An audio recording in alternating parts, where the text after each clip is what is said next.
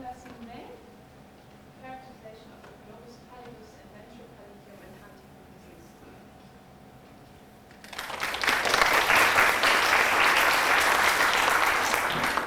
Well, good evening, everybody. My name is Melvinda, and I'm a PhD student in the Department of Anatomy with Radiology and the Centre for Brain Research. Now, I've been a PhD student for the past 6 months or so today I'm going to be presenting what I've done so far. My project is entitled The Characterization of the Globus Pallidus and Ventral Pallidum in Huntington's Disease. But before we get started, let's talk a little bit about Huntington's disease itself.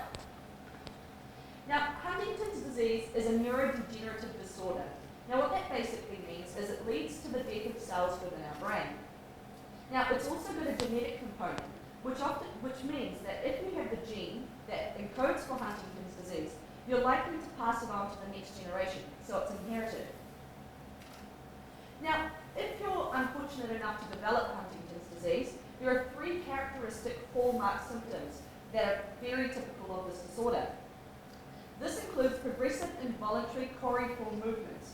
Now, Huntington's disease is also known as Huntington's chorea. Chorea is Latin for dance-like. So what actually happens in some patients is that they start developing these dance-like movements that they're unable to control. So it becomes very difficult in the later stages of the disease. In addition to that, they can also suffer from cognitive decline and changes in their personality. This disease can also be further classified into affecting predominantly motor pathways, so this is more so affecting movement, or more so affecting mood, so this is the personality aspect of the disease. It can also be a combination of both. What's important to know is that this disease predominantly affects an area of the brain known as the basal ganglia. So, what is the basal ganglia? Well, it's best to look at it in the context of the brain itself, so let's zoom right in. If I take my brain, a bird's eye view, looking straight down on it, cut it in half, so I have the 2 hemispheres, and then cut one hemisphere in half in this orientation. This is known as a coronal section, which is what you see here in the grey. Now, this side is a representation of a coronal section from a patient who does not have Huntington's disease, whereas this side is Huntington's disease positive. Now, straight away, just by looking, you can see there's a size difference. The Huntington's disease side of the brain is significantly smaller. This is known as atrophy, so shrinkage of the tissue. But what I want to draw your attention to is this area in the center. This is known as the basal ganglia. Now, the basal ganglia is a group of structures in the middle of the brain that play a major role in the initiation and execution of movement. So, what I want to draw your attention to with that knowledge in mind is 2 specific areas in the basal ganglia. The first one is known as the globus pallidus. Now, this structure plays a predominant role in the initiation of movement. So it's more associated with the motor pathways in our brain. However, in contrast to that, the other structure below it, known as the ventral pallidum, plays more of a role in the mood pathway in the brain. So more related to how we feel, whether we feel good or bad. What gives us a reward, what makes us feel good. So, with regards to Huntington's disease, not a lot is known about these structures and what happens in these areas. Not a lot of detailed analysis has actually occurred in the human brain in these regions. In particular, the ventral pallidum itself hasn't really been looked at in any neurological disorder alone. So, this brings us to my aim, to figure out what we don't know about these 2 regions and how they are affected by Huntington's disease. How am I going to be looking at this? Well, the first thing to do is figure out what's going on at the cellular level. Is there a cell loss in these areas of the brain? So I want to look at the extent of the cell loss in these regions. It's already been documented there is a little bit of cell loss in the globus pallidus, but the extent of it is unknown. How severe is it? In addition to that, I want to look at the specific subtypes of the cells lost in these regions. So maybe if we can specify what groups of cells are lost, we can possibly develop target therapeutic intervention strategies to get these specific cells.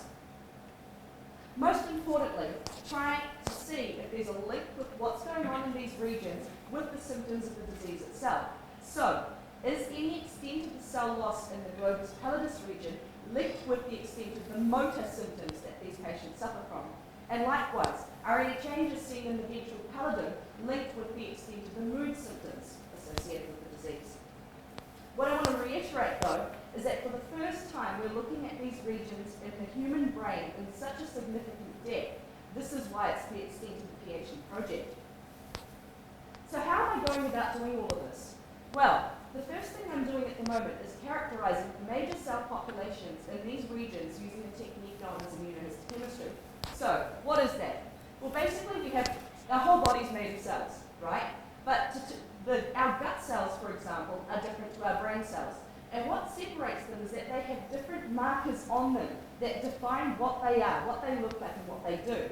We can take advantage of this property and actually target specific cell groups using those markers. So we can have these proteins that bind to specific cell types, and attached to these proteins are labeled. So this label, in my case, is a color-changing product. So if a cell is found, there is a color change, and then you can visualize it under the microscope.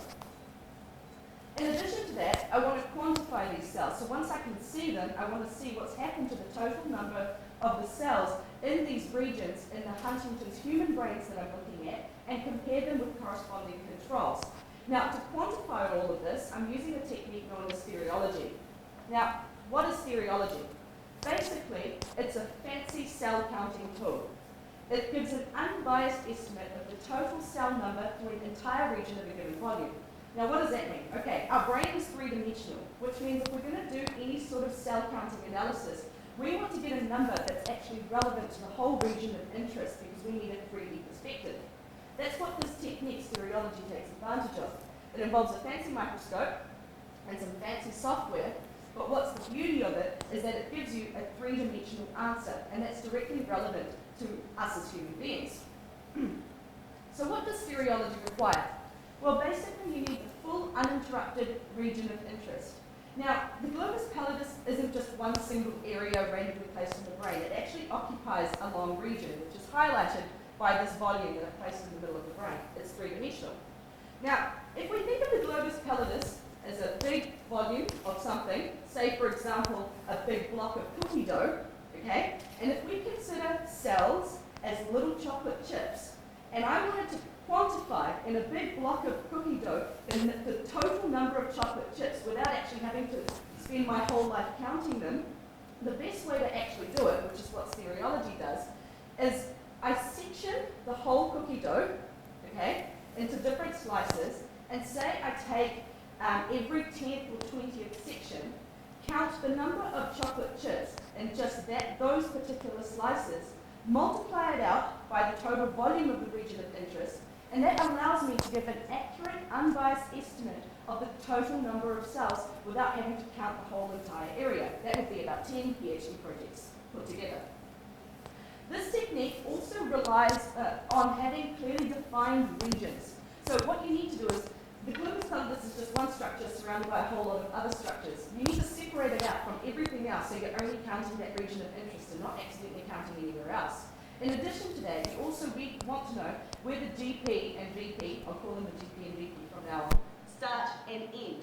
So what you need are good markers to actually delineate where they start and where they end. So that's what I've been doing so far, sorting out these boundaries. And one such boundary marker that I've been using so far to characterize my boundaries is known as enkephalin. Now, it's a marker of one of the typical cells that dies in Huntington's disease. But in my case, it's actually very good in labeling a section of the globus pallidus and the ventral pallidum. Now, these panels here, A, B, C, and D, have been taken between these two regions, these areas of the brain. So I've collected probably about 500 to 600 sections, and I've just taken 4 random sections from there. But what I want to illustrate is that through using markers like enkephalin, which is that immunohistochemical marking technique I was talking about before, I'm able to define where the ventral pallidum starts. So that's this little brown region over here. So that's 7 millimeters into the series that I've sectioned through. 9.8 millimeters in, the ventral pallidum is still present, but the globus pallidus is now starting to make its appearance as well. However, if we go 18.2 millimeters into the series, the ventral pallidum is no longer there. So from this alone, I already know the ventral pallidum only occupies a few millimeters of the brain. So if I'm going to look at this region, I need to be really careful because the tissue is so incredibly precious, I'm only looking at a small region. In contrast to that though, 25 millimeters into the series, the globus pallidus is still present. So this means, in contrast to the ventral pallidum, the GP actually occupies 2 to 3 centimeters of tissue. So this is giving me a fair idea as to spatially what I need to count. So these sections are taken from a control case. But if we compare that with a Huntington's case, the top panel is that same control, and the bottom region is the Huntington's case, you can already see there is a significant difference. For example, if we look at this region here, which is the globus pallidus in the Huntington's case, and compare it with this region here, you can see not only is the label lighter, which means there are fewer cells being labeled, but it's also thinner, which means there's significant shrinkage of the area. So that's just this type of area I'm highlighting here. So macroscopically, these are just photos taken. This is not a microscope or anything like that. Just macroscopically alone, using these markers, you can see significant changes in the globus pallidus. This is quite exciting because clearly this means when I get to the cellular level, there's going to be a lot of difference. Another such marker I'm looking at is called substance P. Now this marker labels another region of the globus pallidus. It's divided into 2 regions, an internal segment and external segment. But what you can see, this is the same sort of setup. Here are the control sections, and here's the Huntington sections. The substance P marker labels this area here, which is another region of the globus pallidus. It's very clear, and it's clearly separated from this region here, so I'm going to have a really good region of interest that I can see clearly. Same thing as over here. The Huntington's tissue, same thing.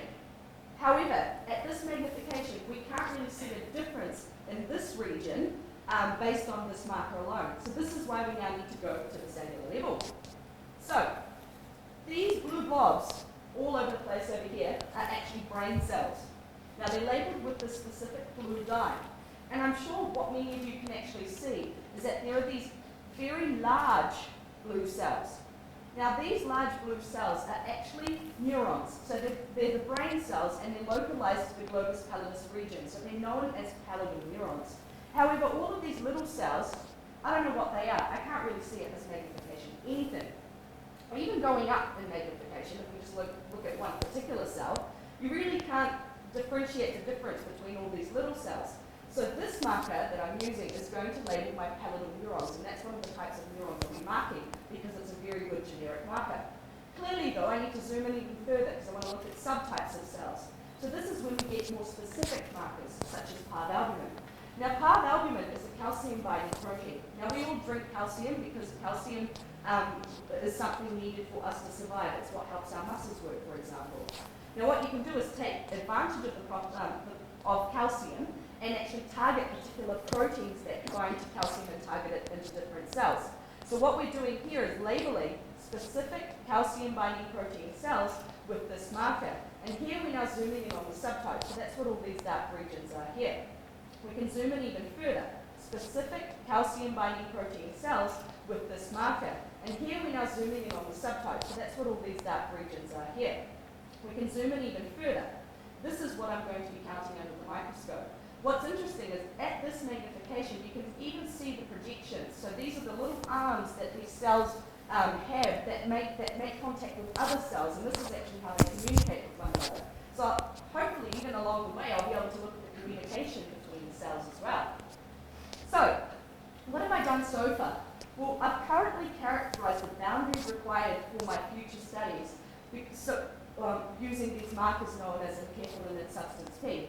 Pretty much without these markers, I would have no idea where to count. I would not be able to stereologically analyze my data effectively. As well as that, I'm now zooming in and looking at particular cell types, for example, characterizing those large, big blue pallidal neurons with a Nissl stain. And I'm zooming in now further and looking at particular subtypes. So that's the parvalbumin marker I was showing that's more specific for some cells. So what's next? Well, pretty much I'm going to be carrying out a very similar staining procedure, but looking at more markers, getting more specific cells, and eventually, as of next month, I'm actually starting the stereological analysis, so I'm starting the counting procedure. In the long run, I'd actually like to look at the different grades of Huntington's disease cases that I have. Now, early stages of Huntington's is actually known as grade 0, so that's when there isn't much cell loss, and it ranges of different grades sequentially up to 4, when there's pronounced cell loss and there's a lot of cell death. So if we can actually look at what specific cell types are lost along these different grades of the disease, maybe we can have early target interventions and maybe preserve X cell type that's lost in grade 0 region, and possibly preserve these cells, have pharmaceutical targets to those in particular.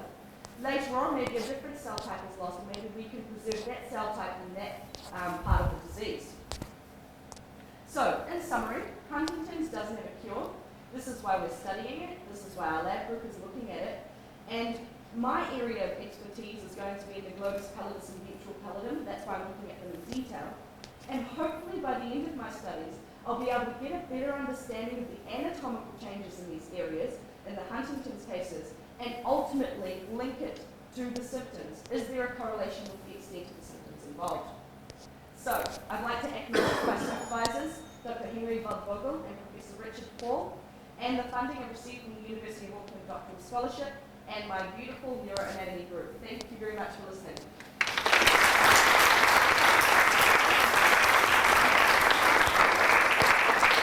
Thank you, Dr. Bell. We have 5 minutes for questions.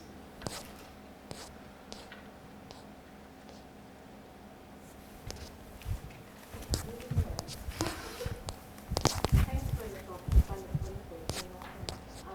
There's a question. Which symptom, mood symptom, or motor symptom occurs first in It goes first. It's actually a combination, but the clear visible symptom is the motor one. So that happens quite early on. But later on in the disease, there is more pronounced mood symptoms that we can pick out. So it's a bit of a combination disease as well, because it's not really a chicken sort of thing, what goes first or what goes later. It's all sort of a progression as the cells continuously die, and as those projections to the different areas die. So as far as I know, don't know. It's more a combination case. But obviously the motor symptoms are more early recognized. just anatomically, if the lupus pallidus is a larger group, would you assume that the motor symptoms would be first come up, or the Do you mean that since the globus pallidus is a larger structure, do you think motor would go first? See, most likely, but the problem is, even though the ventral pallidum is a smaller structure, it plays a role in the big pathway.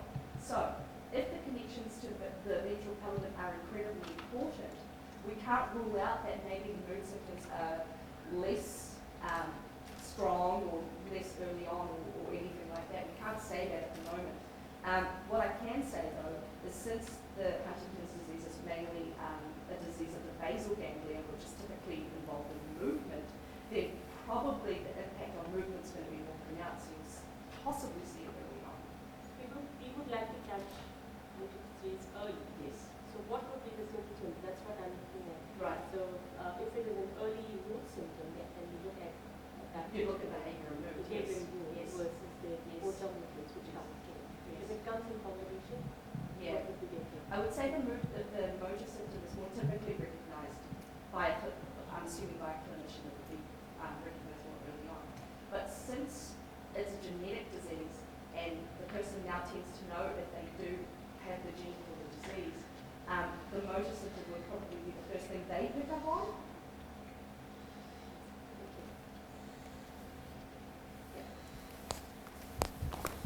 You mentioned there is a variability in terms of the onset of these symptoms. So presumably there is variability in terms of the way it affects those regions of the brain. So when you compare your control with a section of a Huntington, how many brains do you need to look at before you have confidence that you know what's going on in those regions?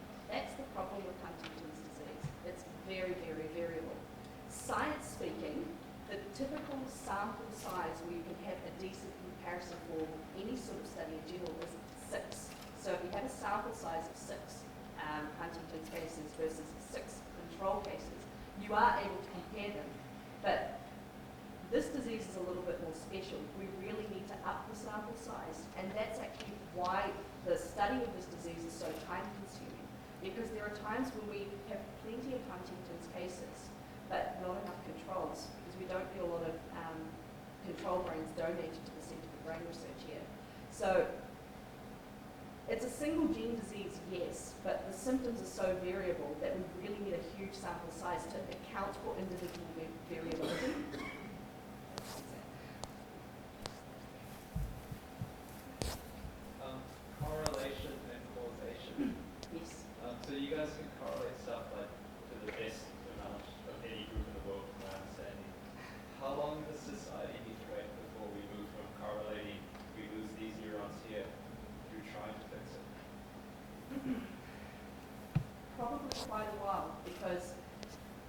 disease affects so many different areas, as we're now finding out, the amount of time it takes to actually study one region is quite extensive.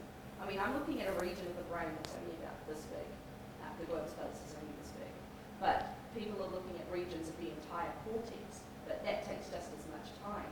So if we have plenty of people working on the disease, we probably move towards an answer as to how it works first, and then go on to the cures. So that's why we've got people working on the genetics, we've got people working on the human tissue, we've got people working on animal models of the disease, and if we can collectively come together, which is sort of what our group does, then we'll approach an answer faster. We are progressing quite quickly as patients are now becoming more aware that their future generations are likely to inherit the gene. It's not a spontaneous disease like Alzheimer's or Parkinson's disease. So with that in mind, we've got more, I guess, more energy behind us from the patients that have the disease as well to work optimally. And that's why we have more people on board. Because we're kind of lucky in that respect. Like the medical research, what would you say is the rate limiting step research? The rate limiting step, What would you cases. be able to do more, Oh, what would I be able to do more? or would the field be able to do using it? I guess globally speaking, the rate limiting step is public awareness. If people don't know much about the disease and don't recognise that they have the disease, then their future generations, when they develop the disease, they won't know much about it either. So the key part globally is education. And then if people are more inclined to understand that the best thing we can do is work on post-mortem tissue, so we need to go to the source to find the problem, then maybe that would, if people are more, if people are encouraged to donate, that would help our research. One of my rate limiting steps is the number of cases. So I'm at a point now where I'm actually waiting for control cases to come through so I can process them. So ultimately it's the education part. So this is dealing with the fact that you post-mortem tissue, like you were working, like what you were seeing snapshots, you weren't able to actually correlate it with specific progression of disease. I was wondering, like I'm not particularly familiar with all the various like machines and Right. everything available. I was wondering, to what extent are you guys able to actually study disease in living patients? Like, can you drive in information like brain size or cell numbers from MRIs? As I said, we're working in collaboration with other groups. We've got some groups working with MRI studies that are measuring volume loss. So that's one type of study you can look at. You can't really look at individual cell loss, like characteristic individual cells in a living human being. That's why we have to, because the techniques that we use require a lot of tissue processing. So you can't really zoom into individual cells, but you can look at general tissue loss in living patients. You can also do behavioural studies. So the level of cognitive decline and the impact on personality is being studied by psychologists, for example. So we get a lot of data from those living patients that are going through the disease as they progress through in relation to those two areas. And you can also do motor testing, like general behaviour, like what impact it has on the motor side of things. But science-wise, if we're going to the cells, if we're really looking at the detail, can't do that unless we have the post-mortem tissue. Just, I'm not sure how detailed you can get into an MRI, but like, can you actually distinguish, I think you're after GP? Yeah. Yeah, can you actually distinguish between those two structures? Yes, you can just, the actual structures, yes, because the resolution of MRI just continues to increase as technology gets better and better. There's also different forms of MRI, so you can actually colour code these regions now live in patients as well. Having said that though, that's about as far as you go. You can differentiate the structures. You really can't get beyond that, as far as I know. Do you expect to be able to? I hope so. Make my life easier, wouldn't it?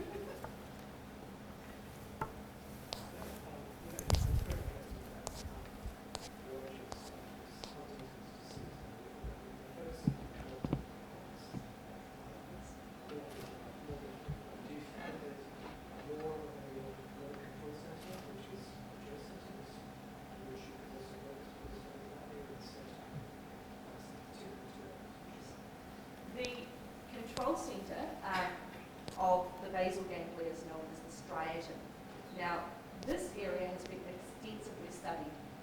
many groups. We've got the proportion of cell loss, we've got a three-dimensional look at that region, then perform serological analysis in that area. Now, yes, we've got that region, okay, but there's connections to so many other regions that ultimately relates to the cortex and tells you to move. So the striatum says, I want to move, and then the cortex says, I'm going to move. So what we're trying to do now is piece together these parts of the puzzle. So the direct output regions of this main area that's been studied, this control center, is the globus pelvis. So now I'm the next in line to detail these regions, and someone else is detailing another region called the thalamus. Someone else is going to be detailing the region called the subthalamic nucleus. People are looking at the cortex at the same time. So if we collectively just piece everything together, and because Huntington's disease affects a circuit, hopefully if we work this out, this out, this out, and this out, and this out, we'll get a better picture of how it affects the whole movement pathway. So I'm the next in line to do the detailed analysis. That's the ultimate goal, because then we're actually going to understand the disease.